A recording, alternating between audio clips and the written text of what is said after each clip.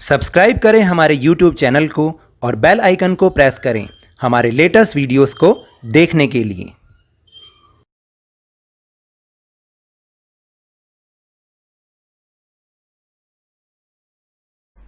Hello and welcome to Lovneesh sir की class. आज की ये शिक्षा निदेशालय राष्ट्रीय राजधानी क्षेत्र दिल्ली की वर्कशीट नंबर 65 जो कि कक्षा 10वीं के विद्यार्थियों के लिए है। यह ली गई है सामाजिक विज्ञान के राजनीति विज्ञान विषय से और इसमें आज हम पुनरावृत्ति कर रहे हैं पाठ राजनीतिक दल की। तो देखिए, आज की इस वर्कशीट में हम राजनीतिक दल पाठ की पुनरावृत्ति करेंगे और उसमें भी हम आज सबसे पहले एक अंकीय प्रश्न उत्तर को समझेंगे। तो चलिए शुरुआत करते हैं मेरे साथ और समझने की कोशिश करते हैं। जैसे प्रश्न नंबर 1 है कि भारत में किस स्तर पर चुनाव सामान्यतः बिना राजनीतिक दलों के लड़े जाते हैं। तो देखिए, 3 स्तर होते हैं, जैसे लोकसभा का स्तर, विधानसभा का स्तर, राज्यसभा का स्तर। लेकिन इन सब में तो पार्टीज लड़ती हैं, आपने देखा होगा, जैसे बड़ी बड़ी पार्टीज राजनीतिक दल होते हैं वो चुनाव लड़ते हैं। लेकिन पंचायत का स्तर एक ऐसा स्तर होता है जहाँ पर कोई पार्टी नहीं होती, बल्कि वहाँ पर एक सिंगल व्यक्ति होता है, एक एकल व्यक्ति होता है और वही अपने वार्ड से चुना जाता है। तो इसका उत्तर होगा चौथा, पंचायत स्तर पर। फिर इसके बाद दूसरा प्रश्न है, रिक्त स्थान की पूर्ति कीजिए। खाली स्थान में भरना है। भारतीय जनता पार्टी का चुनाव चिन्ह है, तो ये तो सबको ही पता है, कमल भारतीय जनता पार्टी का चुनाव चिन्ह है। उसके बाद है प्रश्न नंबर 3, रेखांकित शब्दों को सही करके वाक्य को पुनः लिखिए। तो देखिए, जो रेखांकित शब्द है वो गलत है कि साइकिल राष्ट्रवादी कांग्रेस पार्टी का चुनाव चिन्ह है। तो क्या ऐसा है? नहीं, क्योंकि साइकिल तो समाजवादी पार्टी का चुनाव चिन्ह है। तो आपको साइकिल की जगह क्या लिखना पड़ेगा? एनालॉग टेबल घड़ी। टेबल घड़ी ही होती है वो ही राष्ट्रवादी कांग्रेस पार्टी का चुनाव चिन्ह है। आप चाहे घड़ी भी लिख सकते हैं तो भी वो चलेगा। फिर नीचे है प्रश्न नंबर 4। नीचे दिए गए प्रश्न में 2 प्राकथन दिए गए हैं, एक संकल्पना स, दूसरा कारण क। कथनों को पढ़िए और सही विकल्प का चयन कीजिए। तो देखिए, मैंने आपको पहले भी ऐसे प्रश्न करवा रखे हैं। जैसे एक संकल्पना है, विकल्पहीनता लोकतंत्र के लिए खतरा है। ये बात बिल्कुल सही है कि अगर विकल्प नहीं होंगे तो लोकतंत्र सही ढंग से काम नहीं कर पाएगा, वो व्यवस्था सही ढंग से नहीं चल पाएगी, क्योंकि हमारे पास चुनने के लिए ऑप्शन ही नहीं है। और इसका कारण दे रखा है कि वंशवाद लोकतंत्र में विकल्पहीनता को बढ़ावा देता है।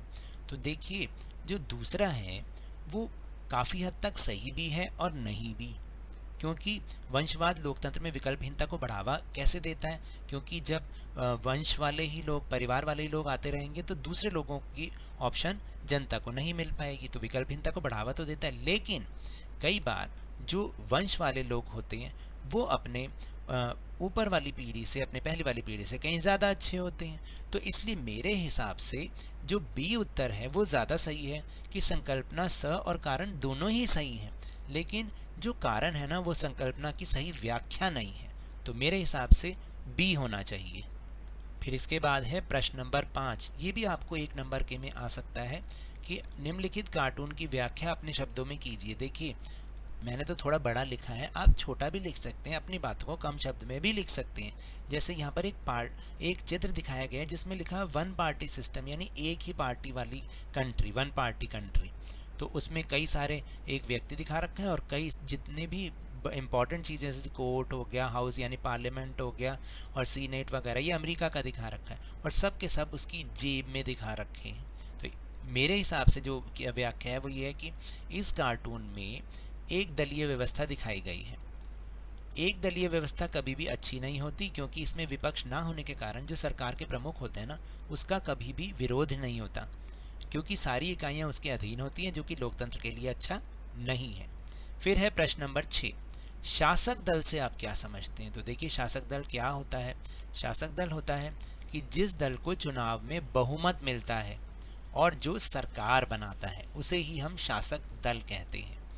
और प्रश्न नंबर 7 है कि कौन सी दलीय व्यवस्था को लोकतंत्र के लिए अच्छा नहीं माना जाता? तो देखिए, एक दलीय व्यवस्था जो होती है वो लोकतंत्र के लिए अच्छी नहीं है, क्योंकि उसमें उसका विपक्ष कोई है ही नहीं, उसकी गलतियां बताने वाला उसको कोई भी नहीं है, इसलिए एक दलीय व्यवस्था अच्छी नहीं मानी जाती। फिर प्रश्न नंबर 8 है कि दल बदल से आप क्या समझते हैं? तो देखिए दल बदल नाम से समझ में आ रहा है अपना दल बदलना। तो किसी विधायक का, यहाँ किसी नेता भी लिख सकते हैं, किसी विधायक का किसी दल के टिकट पर निर्वाचित होकर उसे छोड़ देना, यानी चुनाव तो किसी और टिकट से लड़ना, निर्वाचित हो गए लेकिन उसे छोड़ देना और अन्य किसी दल में शामिल हो जाना, या फिर निर्दलीय भी होकर रहना, तो भी वो दल बदल कहलाता है। फिर इसके बाद है प्रश्न नंबर 9, केंद्रीय सरकार में किस गठबंधन की सरकार है? तो देखिए वर्तमान में इस समय 2 ही गठबंधन है, एक को हम संयुक्त प्रगतिशील गठबंधन कहते हैं यानी यूपीए, कांग्रेस और उसके सहयोगी दल, और दूसरा जो गठबंधन है वो है राष्ट्रीय जनतांत्रिक गठबंधन, जिसमें बीजेपी और उसके सहयोगी दल हैं। तो इस समय केंद्रीय सरकार में राष्ट्रीय जनतांत्रिक गठबंधन की सरकार है। फिर है आखिरी प्रश्न, प्रश्न नंबर 10, वर्तमान में दिल्ली में किस शासक दल की सरकार है? ये तो हम सबको ही पता है, वो है आम आदमी पार्टी की सरकार। तो समझे आप, ये प्रश्न बहुत ही आसान है, इनकी प्रैक्टिस बहुत अच्छे से कीजिए क्योंकि बोर्ड पॉइंट ऑफ व्यू से ये बहुत ही इंपॉर्टेंट क्वेश्चन है। तो ये तो थी आज की वर्कशीट। अगर मेरे इस तरह समझाने से आपको थोड़ा सा भी समझ में आया हो तो इस चैनल को ज़्यादा से ज़्यादा सब्सक्राइब कीजिए, लाइक कीजिए और बहुत ज़्यादा शेयर भी कीजिए। और हाँ, मेरे साथ इसी तरह वर्कशीट को समझते रहिए, लेकिन ध्यान और मन लगाकर पूरी मेहनत और लगन के साथ पढ़ते रहिए। और अगर आपको कोरोना वायरस को हराना है तो उसके लिए आपको मास्क पहनना पड़ेगा। मास्क जरूर पहनिए क्योंकि जब तक दवाई नहीं तब तक कोई ढिलाई नहीं। धन्यवाद।